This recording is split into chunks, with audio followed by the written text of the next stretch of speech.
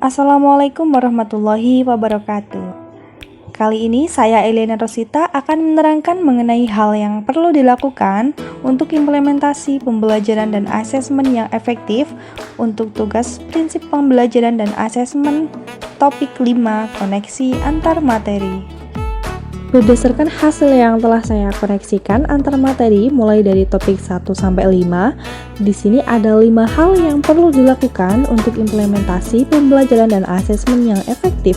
Yang pertama adalah memahami prinsip pembelajaran, yang kedua memahami prinsip dasar asesmen, yang ketiga mengetahui tujuan pembelajaran, yang keempat memahami tahap persiapan sebelum implementasi, dan yang kelima mengetahui langkah-langkah merencanakan dan melaksanakan pembelajaran asesmen yang efektif.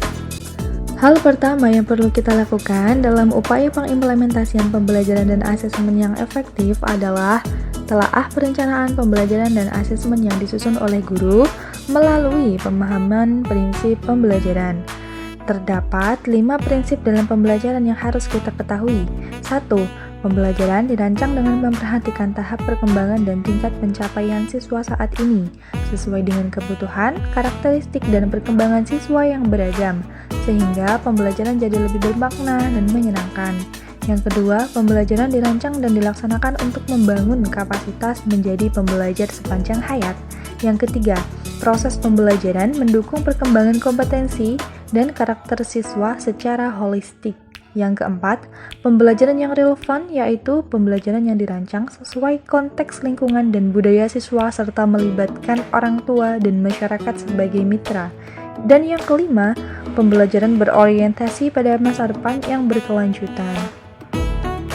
Nah, hal kedua yang kita lakukan setelah telaah perencanaan pembelajaran dan asesmen yang disusun oleh guru adalah merancang perencanaan pembelajaran dan asesmen itu sendiri.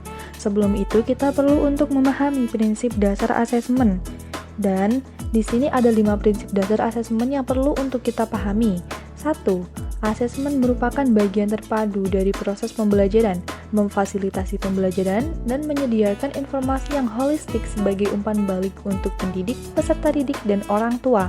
Yang kedua, dirancang dan dilakukan sesuai fungsi asesmen. 3. Dirancang secara adil, proporsional, valid, dan dapat dipercaya. 4. Bersifat sederhana dan informatif, serta bermanfaat untuk siswa. Dan yang kelima, hasil asesmen digunakan untuk bahan refleksi. Nah, hal yang dapat kita lakukan setelah menelaah dan merancang perencanaan pembelajaran dan asesmen, kita juga perlu untuk mengetahui tujuan pembelajaran. Dalam kurikulum Merdeka, tujuan pembelajaran itu diinisialkan dalam huruf A, B, C, D. 1. A. Audiens atau peserta didik. Itu dilakukan tes awal berupa tes diagnostik peserta didik dengan dari aspek kognitifnya atau kemampuan awal dan juga aspek non-kognitifnya atau minat, gaya belajar, dan yang lainnya. Yang kedua, B. Behavior atau kemampuan yang akan dicapai. Itu dapat dilakukan melalui analisis CP dan penentuan kata kerja operasional. Yang ketiga, C. Atau condition. Kegiatan yang akan dilakukan meliputi pemilihan tekniknya, metode, alat, atau latar tempat yang akan dipilih dalam pembelajaran nantinya. Yang keempat, D. Degree atau kriteria pencapaian. Itu dapat berupa hasil kualitatif maupun kuantitatif.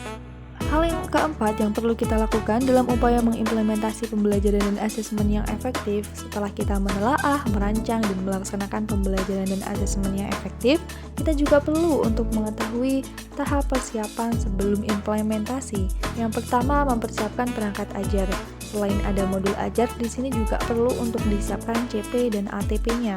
Yang kedua, melakukan pembelajaran paradigma baru atau pembelajaran berdiferensiasi. Dan yang ketiga, kita juga harus memahami asas mendiagnostik, formatif, dan sumatif. Hal terakhir dalam upaya mengimplementasikan pembelajaran dan asesmen yang efektif adalah dapat mengetahui langkah-langkah merencanakan dan melaksanakan pembelajaran dan asesmen yang efektif dengan cara menganalisis CP untuk menyusun tujuan pembelajaran dan alur tujuan pembelajaran, kemudian merencanakan dan melaksanakan asesmen diagnostik, selanjutnya mengembangkan modul ajar, kemudian juga menyesuaikan pembelajaran dengan tahap capaian dan karakteristik peserta didik, kemudian merencanakan, melaksanakan, dan mengelola asesmen formatif dan sumatif, kemudian melaporkan hasil belajar peserta didik, dan melakukan evaluasi.